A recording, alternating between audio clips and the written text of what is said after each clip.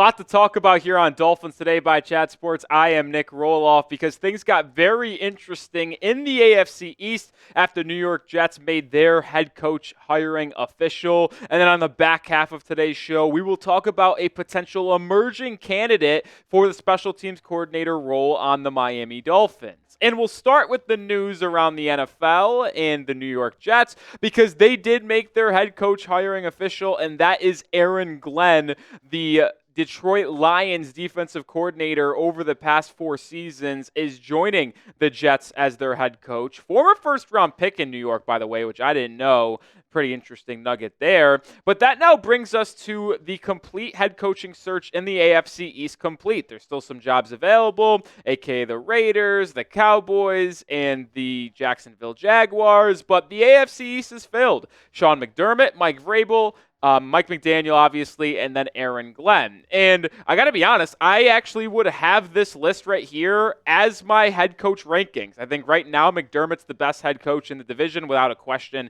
or a second thought of hesitation. And I think Mike Vrabel is the best or second best coach, I should say. I made this video before, and I talked about how Vrabel coming to the division wasn't a good thing because I think he's a better coach than McDaniel. He was my number one Mike McDaniel replacement if the Dolphins moved off of him. And then them bringing in Aaron Glenn is an intriguing thing, to say the least. And I'll be honest, it's a tough division, but I'm kind of lukewarm on Aaron Glenn. Like, I don't think this is that good of a hire for the New York Jets. It was clear that they wanted him, and that was their top guy in terms of their head coach target that they were going after. And I'm glad, I guess, they got their guy because I'm not really that worried about Aaron Glenn. I think there are certain coaches that would have been a way better fit in New York, like a Liam Cohen potentially.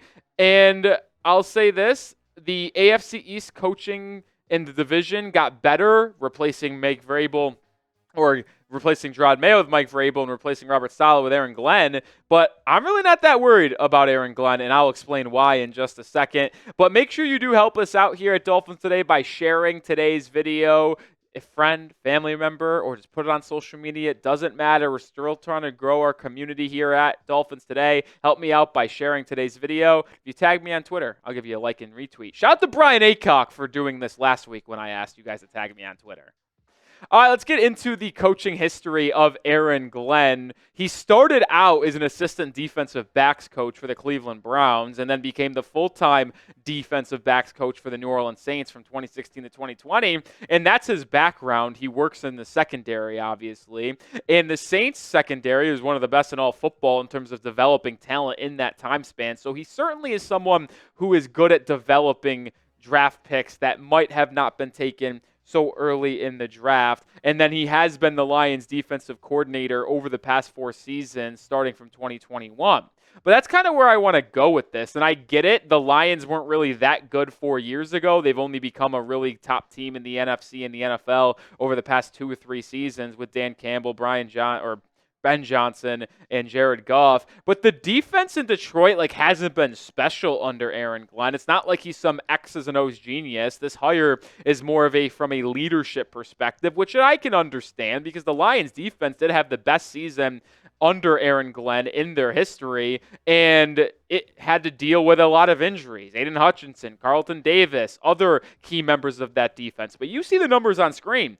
Opponent points per game, opponent's yards per game. They ranked in the bottom 10, bottom 15 of the NFL in 3 of the 4 seasons with him as defensive coordinator. So it's not like he's some X's and O's genius type guy that will put a stop to the Miami Dolphins offensive attack or beat them in general. That's why I'm really not that worried about Aaron Glenn becoming the head coach in the New York Jets organization. And I know, shout out to Brian Aycock again, he hates the New York Jets with every fiber in his being. I do as well. If you're with me and hate the New York Jets, spam those FNYJs in the comments section. I think they made a bad hire in Aaron Glenn. That's just me personally, but spam those FNYJs down in below. And if you can't tell, I'm going to be honest here, folks. I am not worried about the New York Jets in 2025. Yes, they got a new head coach, and yes, they've got a better group than what they had last year in Robert Saleh and Jeff Ulbrich and their offensive coordinator. But to me, I don't think they're anything special this year, and there's still a lot of question marks on Aaron Rodgers, the GM, the ownership, Woody Johnson as well. I'm not moved by the New York Jets. And I will say this.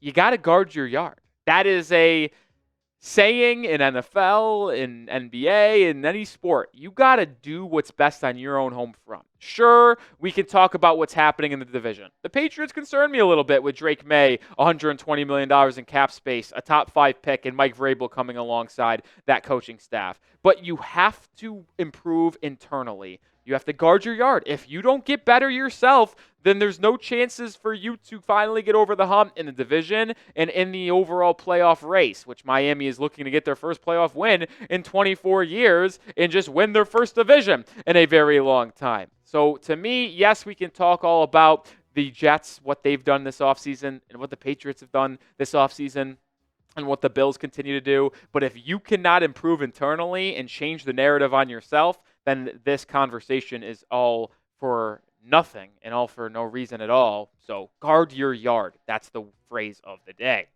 And coming up in just a second, we are going to talk about an emerging special teams coordinator candidate for the Miami Dolphins and who could join Mike McDaniel's staff in Miami potentially. But we are sponsored by Public Rec, my favorite clothing company, because it is so comforting and I love wearing their stuff.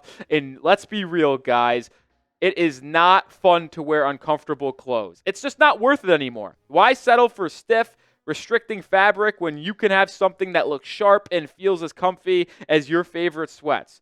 This year, make the switch to Public Rec where comfort rules. And for a limited time, our listeners get 20% off your entire order with code CHAT20 at publicrec.com. That's 20% off when you use promo code CHAT20 at publicrec.com. And I talked about comfort. They do it all. They've got long sleeves. They've got waffle knit hoodies. They've got the incredible Daymaker pants. I got the work pant as well. They do it from top to bottom. I never want to take this hoodie off. It fits me perfectly. I feel comfortable in it. And those pants, man, I always talk about them. The Daymaker, they look like dress pants. They feel like sweat pants. It's terrific. The work pant looks fantastic, fits around me perfectly. You can get it styled to your fit as well. It is the absolute best.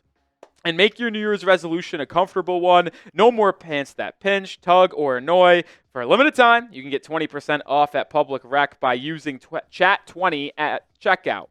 Just head to publicrec.com, use code CHAT20, and you're all set. Oh, and when they ask you how you found them, please mention our show. It really helps us out. Find your perfect fit and never compromise on comfort again. Public Rec, where comfort rules. All right, let's move on here because there is a chance that the special teams coordinator for the Miami Dolphins in 2025 could have been leaked. Is that a potential possibility? I'm not sure. But after Ben Johnson was named the head coach for the Chicago Bears, a Bears reporter and Brad Biggs, who actually nails this stuff pretty frequently, had this interesting nugget that he reported, saying that one team to keep an eye on for Richard Hightower in Miami. He worked with Dolphins head coach Mike McDaniel previously in San Francisco. Miami is seeking to hire a special teams coordinator, and some folks around the league are connecting the dots here, saying Hightower could head to the 305 to join the Miami Dolphins staff. And this does make a lot of sense when I started to look more into Richard Hightower, because he's been the special teams coordinator in Chicago since 2022, but was with the San Francisco 49ers when Mike McDaniel was there for 4 seasons. McDaniel and Hightower were both on the staff of Kyle Shanahan from 2017 to 2021, and you see the kind of familiarity he would have if he joined the staff with Mike McDaniel. So this is a name that I would expect Mike to potentially go out and add to the staff. Now, is it smart to add Hightower? I suppose that's the next question we have to ask ourselves. We'll start with looking at his resume as a coach in the National Football League. Mentioned the 2 special coordinator stops in Chicago and in San Francisco. But ironically, he was the assistant special teams coordinator in both San Francisco and Chicago in 2015, 2016, respectively, before becoming the sole coordinator for those two teams in 2017 to 2024. So he's had a lot of familiarity with the type of systems that get run in Chicago and San Francisco. And obviously, Miami runs a similar system in terms of their philosophy as San Francisco, because Mike McDaniel comes from the Kyle Shanahan tree. And before we get into more on Hightower and what my thoughts are on him as being a hire, let me know. Let me get a pulse check of the Fins fans. Are you concerned about the Dolphins special teams unit ahead? Because they've been in the bottom 5 of the National Football League in the first 3 seasons, every single year under Mike McDaniel. Are you concerned? Type Y for yes or type N for no.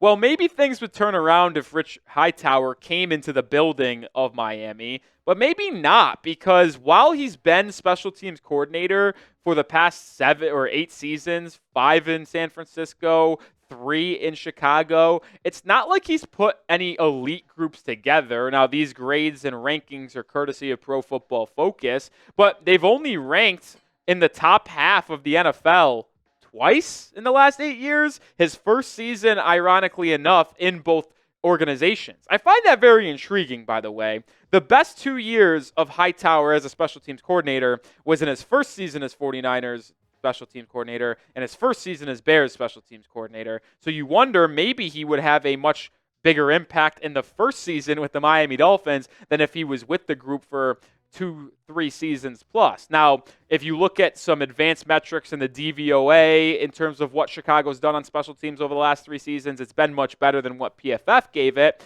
But I'll say this on Hightower. I don't think I love him. I think there are potential better options out there, but it's kind of hard to be worse than Danny Crossman, right? The special teams unit in Miami, as I mentioned just a couple minutes ago, has been bottom 5 in the NFL each of the last 3 seasons.